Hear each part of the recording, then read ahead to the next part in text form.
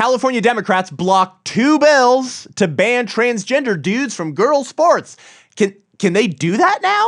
I don't know. Will California receive federal funding after going directly against Trump's orders protecting girls' sports? That would be something, huh? Assemblymember Rick Chavez-Zabur even goes to the extent of comparing these bills to protect little girls to policies passed in, can you guess it? Nazi Germany. Projecting much? Let's dig into the facts of what really happened in Nazi Germany when it comes to homosexuals and transgenders. Once again, as always, what do we tell you? Children are always the victims of the progressive agenda. Never forget that. Never. Give us a rating and review. Okay, will you help us reach more people? Go to Rumble in case one day, I'm telling you, okay, if we get Gavin Newsom in 2028, this show is getting axed from YouTube. Go subscribe at Rumble. Help me protect and grow the show to get the next generation fired up to protect the children. Become a White Rose ally. We want you guys in the movement. We need your help. We're the fastest growing pro-life organization in the country. Did we just turn 3 years old? We're just getting started and we need your help. Go to thewhiterose.life and join as an ally at $35 a month. You get your battle box, literally a battle box sent in the mail because we believe you're the solution and one organization can't solve everything. You, the individual, has to be the one that solves this. Us as Christians and Americans. Okay, and then you join our White Rose app where you can go through courses, curriculum, live trainings, live calls, super cool. Or if you'd like, join at $70 a month as air support. Okay, and you join our book club. Will you read books with me and talk about them live on Zoom with me? I would love to hang out with you live on Zoom. We get people from all over the country, actually all over the world. Okay, thewhiterose.life, $70 a month. And I think our next book is When Harry Became Sally. By Ryan T. Anderson. We have a fun time talking about these books, better understanding the culture so you can go tear down some cultural high places. Okay, let's get into it. This is The Seth Gruber Show.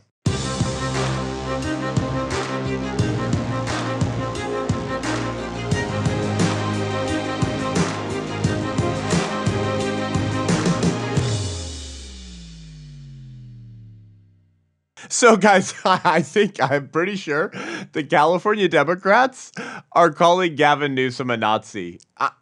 I think that might have actually just happened last week. This is it's one of those stories where you have to chuckle. You know what I'm saying? Because it's like, a revolution always eats its own. You know, I mean, the same thing happened, by the way, in the French Revolution. The same thing happened in Nazi Germany. The same thing happened in Soviet Russia. There's all these revolutionaries. All of them hate Christianity, but they war amongst themselves and they end up killing each other. That's been happening for centuries. Oh my gosh, I thought it was only right-wing nuts that got compared to Nazis. And now the Democrats in California basically just called Governor Gavin Newsom a Nazi. What in the heck happened? Last week, California Democrats on an assembly committee blocked 2 bills that would have banned transgender athletes from girls' sports, locker rooms, and bathrooms and dorms. Okay, so 2 bills. It's this is even after the Trump hammer against some of these laws, these people are just no, we're just going to triple down. we just love it when little girls get their faces pummeled with volleyballs and get the snot knocked out of them. We just love it because we're advocates of women's rights. That's why we love it that 900 girls have lost medals and platform stages because of dudes. Women's rights. I mean, even with the Trump hammer against some of these laws, leave it to California Democrats to go, we don't care. Assembly Bill 89 and Assembly Bill 844, 89 would have required the California Interscholastic Federation to change its policies and prohibit an athlete who was male at birth from participating in a girls' interscholastic sports team. By the way, who was male at birth? It's you see, even that's sort of strange. It's no, you are male at birth. It's not that you continue to be male. And then Assembly Bill 844 would have changed state law to require college and K through 12 students who play sports to play on the teams and use the facilities that align with the sex they were assigned at birth. Guess what? Every single Democrat who did voted against both of these bills to protect girls. That's right.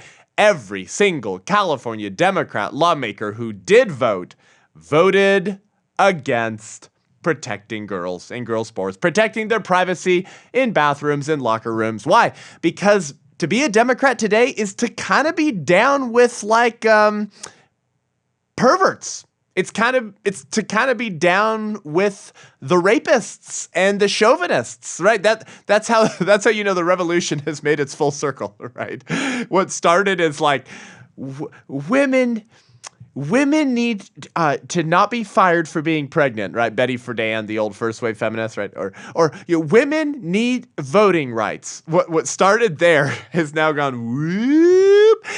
Girls need to undress in front and take showers next to dudes who might still have dangling parts, but if they proclaim that they are a woman, if they speak their existence into the world, then they are women. And you will undress naked in front of them. And you'll have to lose all your medals and your state championships and probably your scholarships at that college that you were working for as well. Sorry.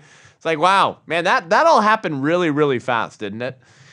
Since January 20th, Donald Trump has signed a lot of executive orders, some restricting gender-affirming care, which is to say creating eunuchs, chemical eunuchs, okay? It means chemically castrating people who say they're gender confused for the kids, stopping it for the kids.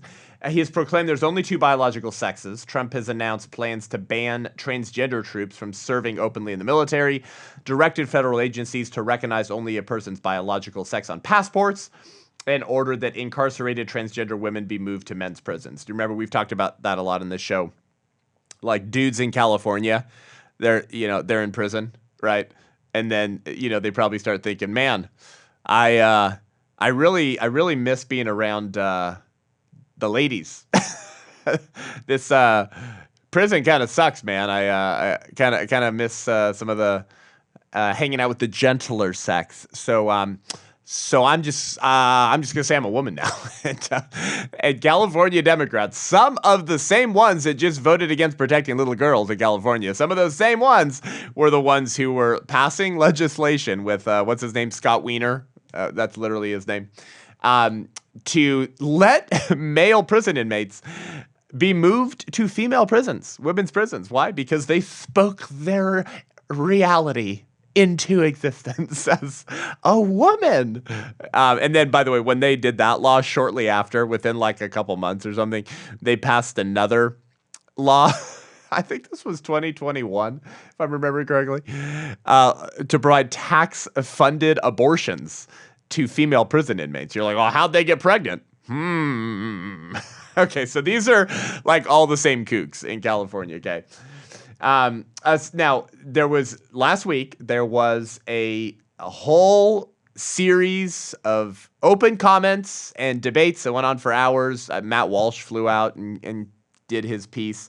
A bunch of high school students showed up, which was really cool, because they're experiencing the horror of some of these ideologies front and center, right in their face. Whereas like a lot of the California legislators, they're not dealing with some of that same insanity of their same ideas and laws. So that was pretty cool to see. Assemblymember Bill Asaley, who's a Republican from Corona, authored Assembly Bill 844, and he made the point at this hearing that California's law allowing boys to compete in girls' sports and use girls' facilities is in violation of Title IX. Remember the civil rights law that prohibits discrimination or harassment based on sex. Asaley said last week, quote, if the legislature does not take action to bring California into compliance with Title IX and federal directives, we will not only be failing our female students and athletes, but we are also jeopardizing a critical funding source for our school districts, he said. But first, guys, join me at The Last Stand in Downey, Southern California on June 21st, 2025. It's a season of The Last Stand. We all sense it.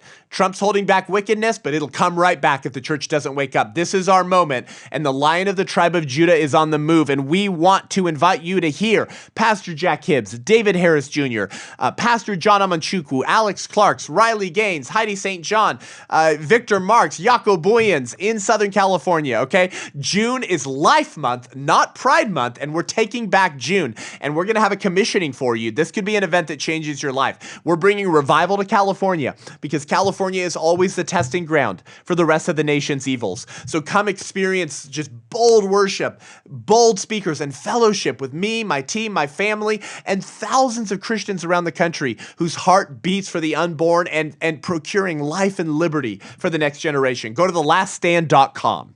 thelaststand.com and get your ticket today. They're selling fast, and use code SETH10, SETH10 for 10% off your order. I'll see you on June 21st. Very recently, U.S. Secretary of Education Linda McMahon sent a letter to Newsome. This was like 3 weeks ago, warning that the state could lose funding because of its policies. The federal government contributes about $8 billion a year to California schools. $8 billion to California schools.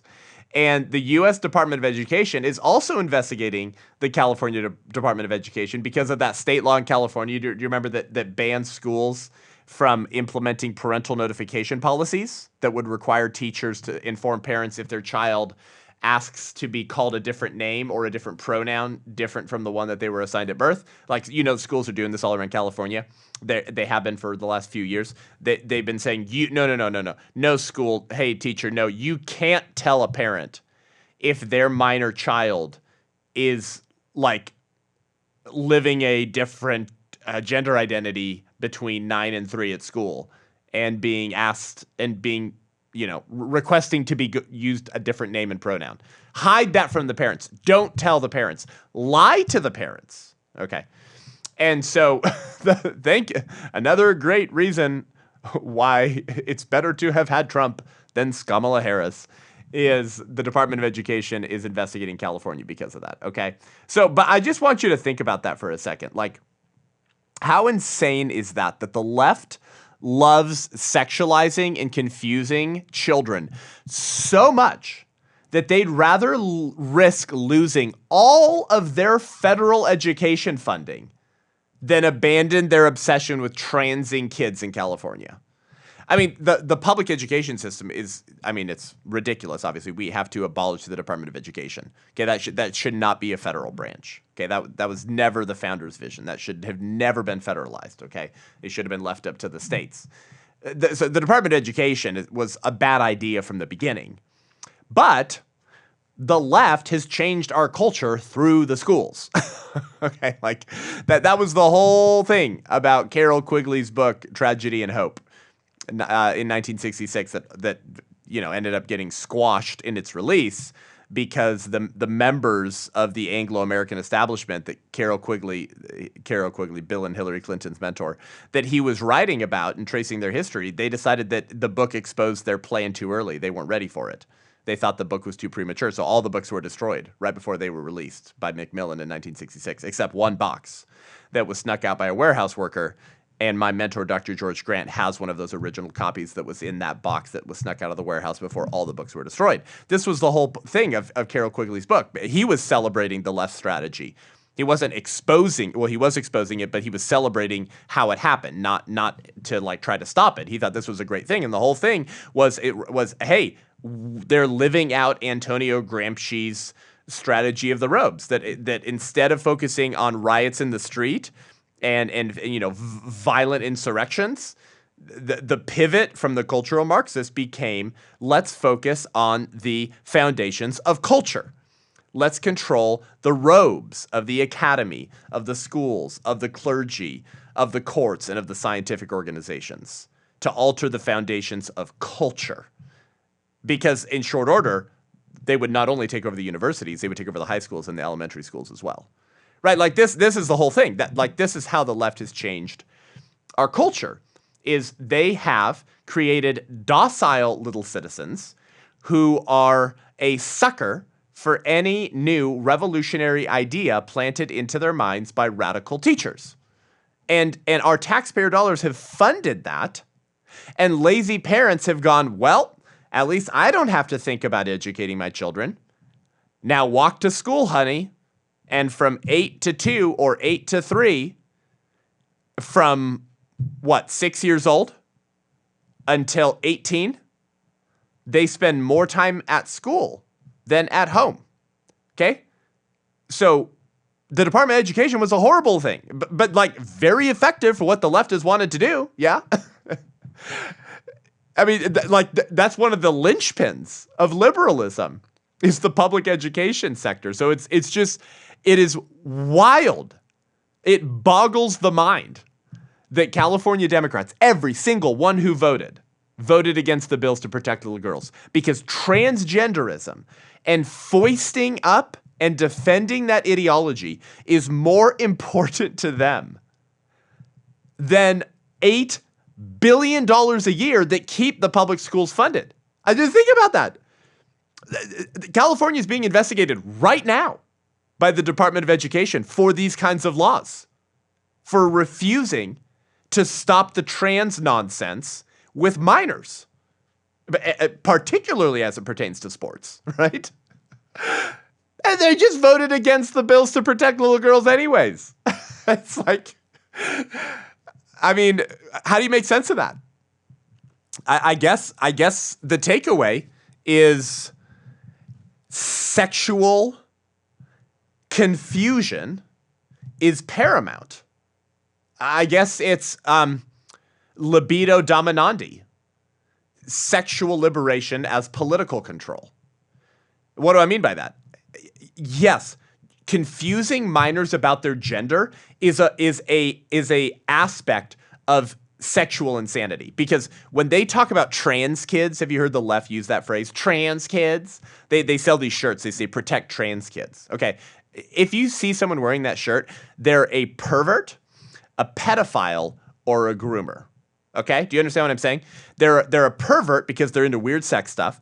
Or they're a pedophile, and that's why they like confusing the genders of minors, because then they can diddle them.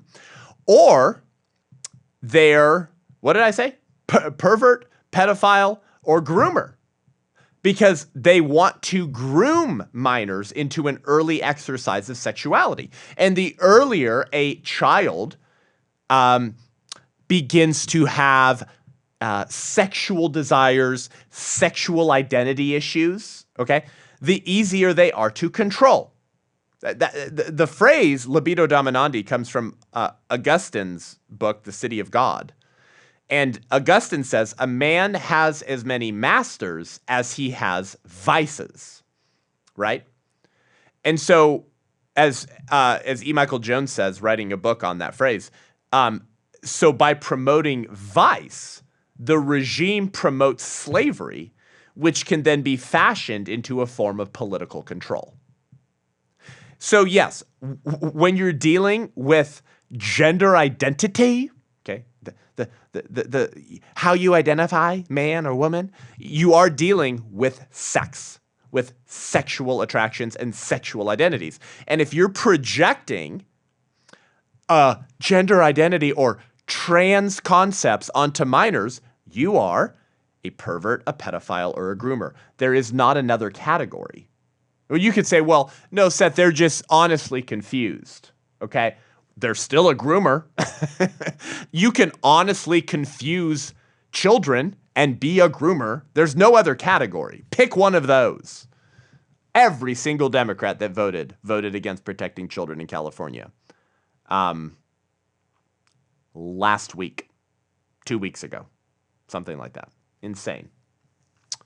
By the way, the United Nations came out just very recently saying that nearly 900 females have fallen short of the podium, medals, like placing on a podium for a sport, because they were beaten out by trans athletes. That is to say, men, dudes. So you've heard the claim from radical journalists and leftists when they say, there's no such thing as men and women's sports, or no women have actually lost or been disenfranchised because of trans athletes. That's a lie. That's obviously not the case, okay? But first, we'd like to thank our sponsor of the Seth Gruber Show, Every Life Diaper Company. We're doing something special with them today, okay? They have been such an incredible sponsor of the show. You have benefited from them, and we want you to join Every Life and me to pray for more babies in 2025, okay?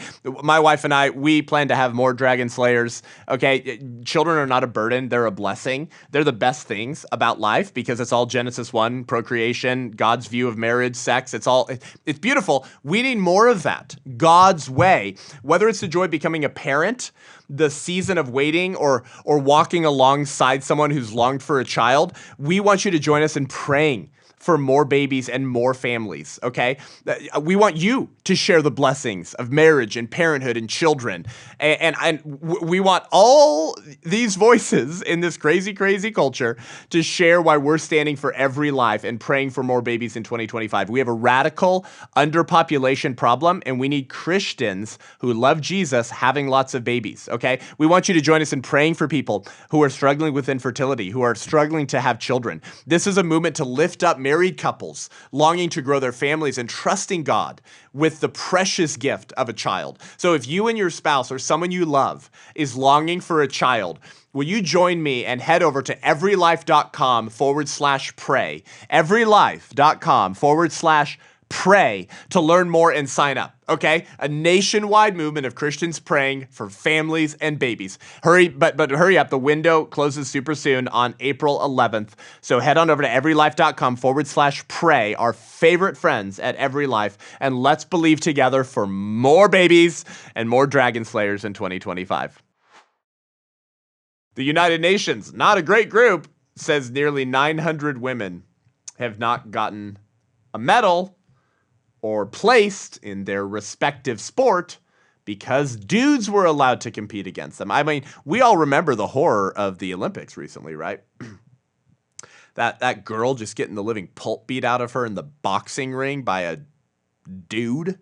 I mean, it's hard to make this stuff up.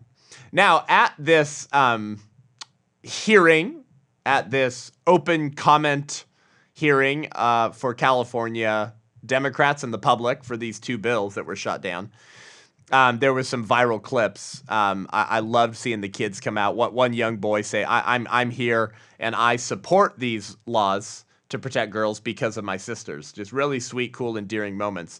But I wanted to play one clip for you from Assemblymember Rick Chavez Zabur, who ranted and moaned, and you won't believe, I bet you can't guess. Could you guess what kind of political analogy he used to attack his political opponents? I bet there's not a concept or figure or era of history or political movement that you could think of that the left has never used before to compare their political opponents to. Watch this. And, you know, the thing I just want to say is this is really reminiscent to me of what happened in Nazi Germany in the 1930s. We are moving towards we are moving towards autocracy in this country. In Nazi Germany, transgender people were persecuted, barred from public life. Mr. Gonzalez. I appreciate my colleagues' comments, but if we could stick to the point. This is about this. This is about this bill. They were Mr. barred Zuber. from public life. They were detransitioned. They were was about imprisoned Nazi and Germany. killed in concentration camps. And the way that it started was the same kinds of things that are happening in this country by the Trump administration, taking rights away, trying to erase the existence. And I think the thing that I would sort of say is, at the end, one of the things that I was thinking about once I came into this room today, and you know, I have actually spoken to hundreds of parents of transgender kids that are the most vulnerable kids in our school system, and we have a responsibility to look out for all of those kids. You know, on the Holocaust Memorial Museum, there's a quote that basically said, First, they came for socialists, and I didn't speak out because I was not a socialist. Then they came for trade unionists, and I did not speak out because I was not a trade unionist. Then they came for the Jews, and I did not speak out because I was not a Jew. What they left out is they came for LGBTQ people and transgender people, and no one spoke out. And then they came for me, and there was no one left to speak for me. Our march towards autocracy and fascism in this country is very real. This is part of the right-wing playbook to get there. And I want to tell you that I am both saddened and disgusted that this bill was brought today, and I will be opposing it. Thank you. Oh gosh. I don't have the patience today, guys. I don't have the patience. There is so much there. First, notice that he used the phrase trans kids. He says, I've spoken to hundreds of parents with trans kids. Really? You know that many groomers? Like, that should be the first thing we say. Who are these parents? Because their children should be removed from them. Watch, this thing's gonna get clipped up. Because those parents are groomers, okay? There's no such thing as trans kids. There are only groomer parents. Okay, that's the takeaway from that stupid little soapbox moment that Democrat Assemblymember Rick Chavez-Zabur tried to just have right there. I don't know if you saw at one point, though, he was like shaking. His hands was like shaking. It's like, yeah, he knows how much he's about to be excoriated by the Nazi reference. Also, okay, so the whole thing about like, Trump's kind of like Hitler. This whole thing of like this cultural phenomena that is become very, it's ahistorical nonsense, but it's become very popular on the left to say that Hitler is a radical right winger. Have you heard this before? It's like, okay, Hitler's what you get when you go too far right. Dude, Hitler was a radical leftist. He was like a vegan. The dude like didn't want to eat animals. He had a bunch of weird like homo stuff going on. We'll get into that in just one second. By the way, do you know what Nazi means? What it stands for? The National Socialists. I'm sorry, I didn't know that the right was down with socialism. I thought the radical right was not down with socialism. This whole thing of like, Nazi Germany's what you get when you go too far right on the political spectrum is one of the most ahistorical piles of flaming garbage in our political discourse today. Hitler was a massive leftist, okay? He was not a radical right-winger. And so, but I wouldn't expect any sort of like historical knowledge from some Democrat like this who's comparing people that don't want to sexually confuse minors with the Nazis. Okay, but this guy, what's his name, Rick Chavez-Zabur, shows how completely ignorant he is of German history and the radical homosexually charged nature of the Third Reich. This sort of requires like a little bit of an aside. I just feel like we have to cover it because for two reasons. One, it is so famous and popular to say that Trump's like Hitler because Hitler was far right. And secondly, that targeting or being, if you're opposed to LGBT ideologies, you're kind of like Hitler because, the Nazis tried to eradicate LGBT ideologies from the Third Reich as well. So if you're not down with the homo agenda, you're Hitler. Okay, that's like, how many times have you heard that? That is what Assemblymember Rick Chavez-Zabur is saying. That's what he's saying. He's saying those two things, okay? And I'm sure you've heard this claim before, that Hitler and the Nazis were radical anti-LGBT, and they persecuted and murdered the LGBT folks in the Third Reich purely because of their sexual proclivities. For that reason alone, they were homophobes, right? So that's why the GOP is kind of like Hitler, because the GOP is not fully down with all of the letters in the alphabet mafia, and neither was Hitler. Do you drink water and poop? Because so did Hitler. Okay, it's like, okay. I can't stand the Hitler comparisons anymore. But there is so much ignorance. The historical revisionism that's been done on the Third Reich and on World War II and Nazism is astounding. Of course, we tried to cover one aspect of that as it pertains to the eugenics stuff with my film, The 1916 Project, and the book. Go host a screening of the film at your church and pick up a copy of the book at the1916project.com. We tried to cover the eugenics aspect of that, which has been rewritten and buried, right? And has been lied to about. We've been lied to about. But the homosexuality charged nature of the Third Reich has also been completely obfuscated, okay? Have you heard of Wilhelm Reich? I've mentioned him on the show before. We'll do more on some of the architects of the sexual revolution in the near future here on the show. But he was a radical German sexologist, a Hitler contemporary, Wilhelm Reich, okay, one of the fathers of the free love movement. And he warned that Nazi leadership was both ideologically and actually homosexual. Have you heard that before? Yeah, that's right. I'm quoting one of the left's favorite sexologists, okay, a radical leftist, Wilhelm Reich. Almost as an aside, Wilhelm Reich noted that Nazi leaders such as Bleuer, Röhm, Rosenberg represented Hitler's fascism, which was, Wilhelm Reich said, quote, a male state organized on a homosexual basis, end quote. Did you know that? Did you know that in 1933, that's right, 1933, Wilhelm Reich, in his book, The Mass Psychology of Fascism, wrote that the Third Reich was a male state organized on a homosexual basis. That's a little bit different than what I've been told. In Mein Kampf, how about this?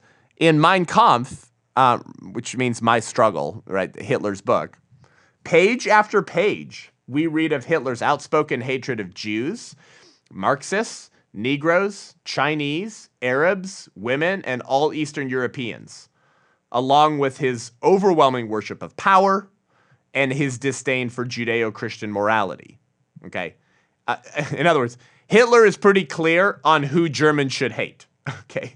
Jews and the like were portrayed as subhuman. They were called parasites, vampires, liars, cowards, traitors, among many other adjectives. However, go through Mein Kampf, go read Mein Kampf, and try to find anything, any kind of animosity, contempt, or disgust for homosexuals. Go try. You won't find it. Of all the problems that Adolf Hitler identifies, of all the classes of humans that he targets as problems, the homosexuals are not one of them. By the way, if homosexuality was such a massive problem to the Nazis, which is what we're told, like I'm telling you, this gets repeated ad nauseum by our mainstream media journalistic betters. Right? Anytime there's like a Hitlerian comparison or an attack on conservatives, it's like, oh, they're trying to... Remember when Michael Knowles went viral a couple years ago? He said, we have to eradicate the entire ideology of transgenderism from the public square. And people were like, genocide! He's calling to murder trans people, just like Hitler did. Right? That's what they always do, right? If this was such a problem to Hitler, the LGBT ideology and individuals, then why was there never any systematic prosecution of lesbians? Did you know this? Like, if you actually look at the criminal prosecutions that were brought, the arrests that were made of homosexuals, they're all dudes. Why were all of those who were prosecuted and jailed allegedly for homosexuality, why were they only males? Why weren't they females? Are you telling me that we had thousands of homosexual men in the Third Reich, but no women? That's ludicrous. Are you starting to see where I'm going here? According to Carol Quigley, in that book, Tragedy and Hope, from 1966, Hitler's intimate friend, Captain Röhm, and his trusted homosexual cadre of stormtroopers staged the famed burning of the Reichstag, right? What's it called? The Night of the Long Knives. And this was used to frighten people into supporting the Nazi Party and Hitler. Okay? Now, it's interesting to see what Carol Quigley says about homosexual Nazi stormtroopers in his book, Tragedy and Hope. Again, Carol Quigley is like a massive leftist. okay? The mentor to Bill and Hillary Clinton, who was like celebrating in his book how the left just took over all of the culturally formative institutions, right? This long walk through the institutions. Quigley says, accordingly, a plot was worked out to burn the Reichstag building and blame the communists. Most of the plotters, listen to this, most of the plotters were homosexuals and were able to persuade a degenerate moron from Holland named Van der Lubbe to go with them. After the building was set on fire, Van der Lubbe was left wandering about in it and was arrested. Okay, this is especially interesting because there are so many myths surrounding the Night of the Long Knives or the Blood Purge or the Rome Purge, which was like one of Hitler's former best friends, highly placed, but then he had too large of a following. He was too much of a threat. And so they staged this burning of the Reichstag to wipe out Rome and his followers. Okay, but the history lesson you learn from this event is that this was supposedly only homosexuals, such as Rome, who were murdered by Hitler. The reporting on the burning of the Reichstag is that one of the primary motivations was to kill a bunch of the homosexuals. And Quigley offers this interesting insight saying that most of the plotters of the staged event were homosexuals. I'm getting so confused then. I thought that the Third Reich and Hitler just were trying to eradicate LGBT ideologies. Additionally, let's make another observation here as to how radically homosexually charged the Third Reich actually was. Judith Reisman, right, the little heroine woman that I never got to meet, who's more responsible for exposing who Kinsey really was and the debauched influence that he's had on American society. She makes this excellent point in an essay she wrote on this. If Hitler feared homosexual influence so much, why did he choose known homosexuals to serve as key youth leaders? Like several of them, highly placed. Carl Fischer was a homosexual teacher who started excuse my German, okay, who started the Wandervogel, a German version of the Boy Scouts, basically, okay, started by a homosexual teacher. Wandervogel later transformed into the Hitler Youth in 1933 under a well-known pederast known as Hans Blüher, a pederast, okay? Hans Blüher wrote about man-boy love. Okay, lovely. What about Gerhard Rosbach, a homosexual Nazi leader of the Freikorps, who gave over leadership of another youth organization called Schill Youth to Edmund Heines, and Heines was a convicted Nazi pederast and murderer. All of this happening under the watchful eye of Adolf Hitler. Wow, that's a lot of pederasts and weird homos who weren't targeted at all. Most of them weren't arrested at all. Openly homosexual. Oh, but I was told that Hitler rounded up all the homos from the Third Reich and they were taken to the concentration camps. You starting to see? And lastly, what about Hermann Göring? Hermann Göring was Hitler's second in command. One of the most highly placed, most powerful individuals in the Third Reich. Hermann Göring would dress in drag and wear makeup. Yeah, I don't think that Hitler and the Third Reich were like necessarily trying to eradicate homosexuality and LGBT ideologies from the Third Reich. Okay. No, and by the way, the homosexuals who were arrested for homosexual behaviors, they were all political opponents of Hitler. Okay, like if you were right there with Hitler, ready to obey everything he said, and a loyal servant and comrade, and you were openly homo, it's totally fine. By the way, there's a bunch of stuff about how Hitler was very likely homosexual and had weird homo stuff going on. There's not enough of a smoking gun for me to just like tell you all these people, but there's all this alleged stuff that stinks to high heavens. Okay, it stinks to high heavens. Okay. So all that just to say, when Democrats like Rick Chavez Zabur from California ranting about how we're Nazis and how we're eradicating trans people and we're detransitioning and we're targeting the particularly vulnerable LGBT community just like Hitler did. That is not true. Okay, the opposite is true. The opposite is true. The Nazis were totally down with weird gay stuff. Totally down. And it was happening at the highest levels of the Third Reich government. Just so you know. I think that's important for you to understand. Okay. There was a book written about this, by the way, called The Pink Swastika that is quite interesting. By what's his name? The Pink Swastika by Scott Lively. That's a guy that even the Republican Party excoriated because he was exposing so much of the homosexuality agenda, which has unfortunately started to find a much more comfortable home in both political parties today. Anyway, Scott Lively, The Pink Swastika, interesting book, interesting history, all the footnotes on stuff that you have just completely been lied to about.